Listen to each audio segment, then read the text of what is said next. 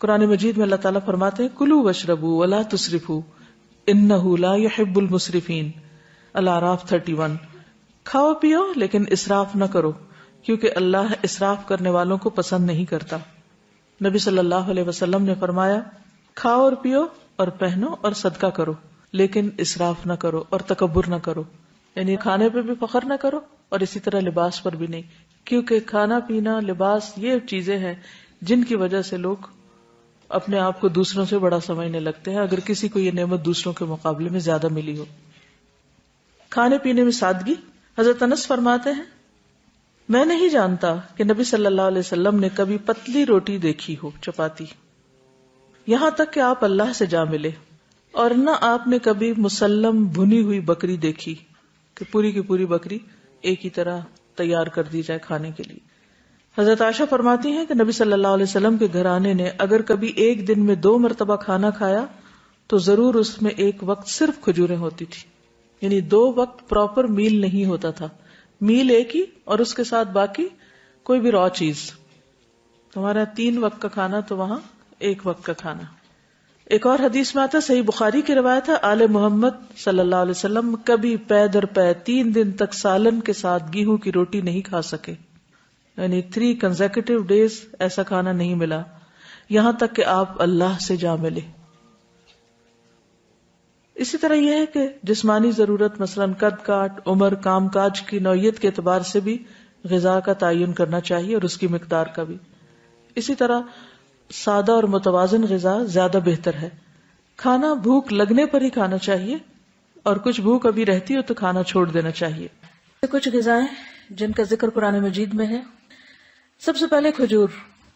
اس کے اندر ایسے اجزاء پائے جاتے ہیں کہ اگر آپ 1-2 کھجوریں بھی روزانہ کی کھا لیں تو جسم کی دردیں، جس کا اکثر لوگ شکار رہتے ہیں، یا پھر بڑھاپے میں بہت سی چیزوں کی جب کمی ہو جاتی ہے جسم کے اندر تو بہت سے لوگ صرف دردوں کی شکایت کرتے ہیں، تو اس میں بھی اس کا بہت فائدہ ہے۔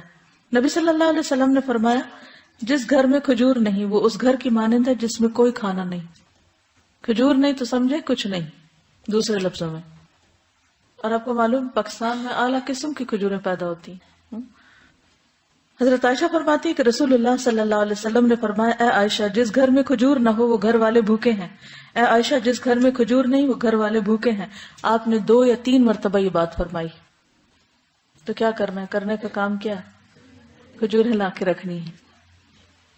جب کچھ اور نہ کھانے کو ملے تو صرف کھجور ہر چیز کی کمی پوری کر دیتی ہے۔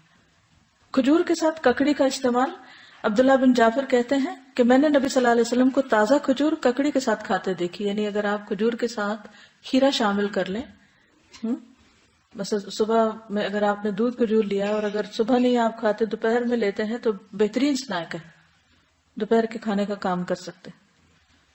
حضرت عائشہ کہتی کہ میری والدہ مجھے موٹا کرنے کی تدبیر کرتی تھی تاکہ میری رخصتی کر کے رسول اللہ صلی اللہ علیہ وسلم کی خدمت میں روانہ کرے، لیکن یہ مقصد کسی تدبیر سے حاصل نہ ہوا۔ حتیٰ کہ میں نے کھجوروں کے ساتھ ککڑی کھائی تو میں انتہائی متناسب انداز کی فربہ ہو گئی، یعنی کہ اچھی فزیک ہو گئی۔ تربوز اور تازہ کھجور۔ حضرت عائشہ کہتی ہے کہ رسول اللہ صلی اللہ علیہ وسلم تربوز اور تازہ کھجور ملا کر کھایا کرتے تھے اور فرماتے تھے ہم اس کی گرمی کا علاج اس کی ٹھنڈک سے اور اس کی ٹھنڈک کا اس کی گرمی سے کرتے ہیں، یعنی تربوز جو ہے وہ کھانے میں ٹھنڈا ہوتا ہے اور کھجور گرم ہوتی ہے، تو ان کو جب ملا کے کھایا جاتا ہے تو کوئی نقصان نہیں ہوتا، جو عام طور پہ بعد میں لوگ کہتے ہیں گرمی لگ گئی اور ٹھنڈ لگ گئی۔ ایک صحابی سے مروی ہے کہ نبی صلی اللہ علیہ وسلم نے کچی اور پکی کھجور اور کشمش اور کھجور سے منع فرمایا، ان کو جمع نہیں کرنا چاہیے کیونکہ کشمش جو ہوتی ہے وہ بھی گرم ہوتی، اور اگر کھجور کھائیں تو ان 2 چیزوں کو ملائے نہیں، یعنی اگر آپ کو کھانا بنا رہے ہیں کچھ، کیونکہ ہمارے یہاں بعض ریسیپیز ایسی ہوتی ہیں کہ اس میں دنیا بھر کی چیزیں اکٹھی کر دی جاتی ہیں تو بعض اوقات صحت کے لیے نقصان دہ ہوتی ہیں۔ دوسری چیز ہے انار۔ حضرت علی فرماتے ہیں کہ انار کو اندر والے چھلکے سمیت کھایا کرو کیونکہ یہ معدے کی بیماریوں کا علاج ہے۔ ہم عام طور پہ صرف اس کا پھل نکال کے کھا لیتے اور باقی سب چیزیں ویسٹ کر دیتے ہیں، تو اندر کا چھلکا کون سا ہوتا ہے؟ وہ وائٹ سٹف جس کے اندر دانے لگے ہوتے ہیں۔ انار بھی جنت کا پھل ہے اور اس میں بھی بہت سارے فائدے ہیں۔ زیتون۔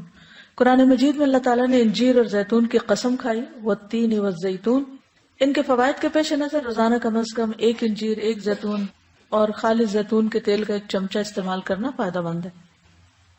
جسمانی توانائی اور دماغی قوت کے لیے زیتون کے تیل کی مالش بھی یعنی مساج بھی فائدہ مند ہے۔ اللہ سبحانہ وتعالیٰ نے زیتون کے تیل کو قرآن مجید میں مبارک تیل کہا ہے۔ حدیث میں آتا ہے کلوا الزیت وادہنوا بہ فانہ من شجرۃ مبارکہ، نبی صلی اللہ علیہ وسلم نے فرمایا زیتون کا تیل کھاؤ اور لگاؤ، یہ ایک مبارک درخت سے نکالا گیا ہے، یعنی درخت مبارک ہے جس سے نکلا وہ تیل بھی کیا ہوگا، فانہا من شجرۃ مبارکۃ۔ ایک اور روایت میں آتا ہے زیتون کا تیل سالن کے طور پر استعمال کرو، یعنی روٹی کا ٹکڑا زیتون میں ڈبو کے کھا لو اور اسے سر اور بدن میں لگاؤ، یہ مبارک درخت سے حاصل ہوتا ہے۔ حضرت عائشہ فرماتی ہے کہ رسول اللہ صلی اللہ علیہ وسلم وفات پا گئے اور آپ نے ایک دن میں 2 مرتبہ روٹی اور زیتون کا تیل سیر ہو کر نہیں کھائے، یعنی 2 بار میل نہیں لیا آپ نے، 1 میل ہوتا تھا آپ کا، اور ہر وقت وہ گھی میں لگا ہوا نہیں ہوتا تھا۔ پیلو کے درخت کا پھل، جابر بن عبداللہ کہتے ہیں کہ ہم رسول اللہ صلی اللہ علیہ وسلم کے ساتھ مر الزہران کے مقام پر تھے، ہم پیلو توڑ رہے تھے، آپ نے فرمایا جو خوب کالا ہو وہ توڑو کیونکہ وہ زیادہ لذیذ ہوتا ہے، یعنی یہ بھی کھانے کی چیز ہے۔ کدو، فنبذناہ بالعراء وہو سقیم وانبتنا علیہ شجرۃ من یقطین، پھر ہم نے اسے یونس علیہ السلام کو ایک چٹیل میدان میں ڈال دیا جبکہ وہ بیمار تھے، اور ہم نے اس پر کدو کا بیلدار درخت اگا دیا۔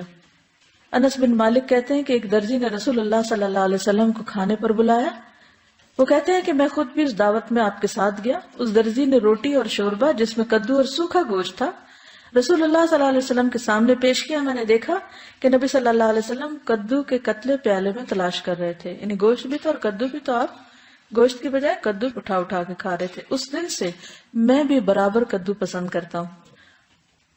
حضرت یونس علیہ السلام کی بیماری کے علاج کے طور پر کدو کی بیل اگائی گئی تھی، جس سے ان کے جسم پر جو بھی مچھلی کے اسٹمک میں جانے کی وجہ سے جو ایسیڈک مادہ تھا وہ لگنے سے زخم وغیرہ ہوئے ہوں گے، ان کا علاج اس سے ہوا۔ انس کہتے ہیں کہ اس کے بعد جو کھانا میرے لیے تیار کیا گیا اور جتنا مجھ سے ہو سکا میں نے اس میں کدو کو ضرور شامل کر لیا۔ چقندر اور جو، سہل بن سعد کہتے ہیں کہ ہمیں جمعہ کے دن بڑی خوشی ہوتی، ہماری ایک بوڑھی خاتون تھی، وہ چقندر کی جڑیں لے کر اپنی ہانڈی میں پکاتی، اوپر سے کچھ جو کے دانے اس میں ڈال دیتی، ہم جمعہ کی نماز پڑھ کر ان کی ملاقات کو جاتے تو ہمارے سامنے یہ کھانا رکھتی، یعنی ہر جمعہ وہ یہ کھانا پکا کے رکھتی اور ہم سب کھاتے۔ جمعہ کے دن ہمیں بڑی خوشی اسی وجہ سے رہتی تھی، یعنی ہمیں پتا ہوتا تھا آج اچھا سا کھانا ملے گا۔ ہم نماز جمعہ کے بعد ہی صبح کا کھانا کھایا کرتے تھے، اللہ کی قسم نہ اس میں چربی ہوتی تھی نہ گھی، یعنی چقندر ہوتے تھے ابلے ہوئے اور اس کے اوپر جو کے کچھ دانے، پھر بھی خوش ہوتے تھے۔ ہمارا کیا حال ہے؟ کہتے اللہ کی قسم نہ چربی ہوتی تھی نہ گھی۔ اگر ہمیں کبھی بیماری میں بھی، کبھی علاج کے طور پر بھی ایسی سبزی کھانے کو ملے تو ہم اپنے آنسو سے اس کو بھگو دیں۔